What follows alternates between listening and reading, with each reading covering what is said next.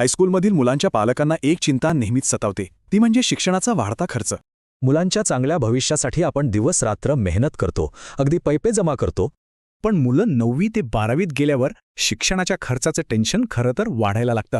चला तर पारंपरिक शिक्षणाच्या खर्चाचं गणित बघूया, म्हणजे ही चिंता का वाटते ते कळेल. विचार करा, एका वर्षासाठी तब्बल 1.5 लाख रुपये. सामान्य पालक हा खर्च कसा उचलणार?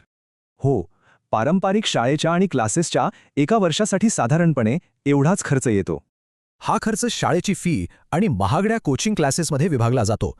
पण इथे एक पर्याय आहे. या आर्थिक भारावर एक स्मार्ट उपाय आहे, तो म्हणजे LEC स्मार्ट एज्युकेशन. आता हा फरक बघा, पारंपरिक मार्गाच्या तुलनेत LECमध्ये खर्च खूपच कमी आहे. हे शक्य होतं कारण LEC फाउंडेशन कोर्स आणि NIOS स्कूलिंग एकत्र मिळतं. यामुळे एकूण वार्षिक खर्च फक्त 55,000 रुपयांपर्यंत खाली येतो. ही फक्त थोडीफार सवलत नाही, तर कष्टाच्या पैशांची थेट 60% बचत आहे. हा चार्ट पाहिल्यावर दोन्ही पर्यायांमधला खर्चाचा फरक लगेच लक्षात येतो. अगदी बरोबर, वार्षिक खर्चात तब्बल 60% बचत होते.